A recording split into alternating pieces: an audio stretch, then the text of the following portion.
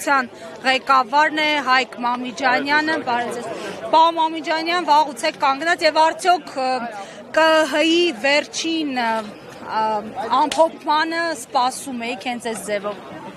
Կանգնած եմ այն ժամից, երբ որ խոստացել էի ժամը 6-ից, իսկ գիտեք,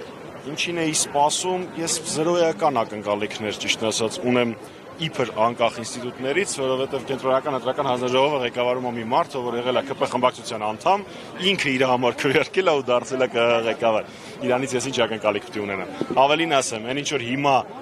տեղի է ունենում, այն ինչ որ հիմա արվում է Բարգավաճ Հայաստան կուսակցության նկատմամբ, նոր չի։ 2018 թվականի արտահերթ ընտրությունների ժամանակ այս նույնը արվել է Հանրապետականի հանդեպ, պարզապես արհեստական կերպով, վարչական ռեսուրսով թույլ չտվեցին, որպեսզի Հանրապետականը հայտնվի 18 թվականի արտահերթի ձևավորված խորհրդարանում։ Ինչ ակնկալիքներ, իմ միակ ակնկալիքը Հայաստանի Հանրապետության քաղաքացուց, Հայաստանի Հանրապետության հայրենասեր քաղաքացուց է, ով դեր կանգնի մեր բոլորի ձայնին, մեր բոլորի ապագային, որովհետև այս ընտրությունը Հայաստանի Հանրապետություն լինել, չլինելու ընտրություն։ Այս իրավիճակը տրամաբանորեն բերելու է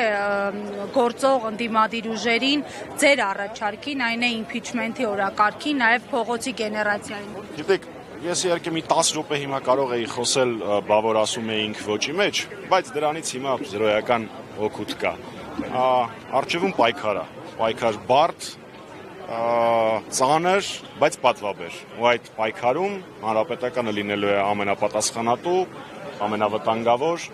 տեղերում, ամենակարևոր խրամատներում, ինչպես եւ եղել է 18 թվականի ապրիլի 25-ից սկսած։ Շնորհակալություն։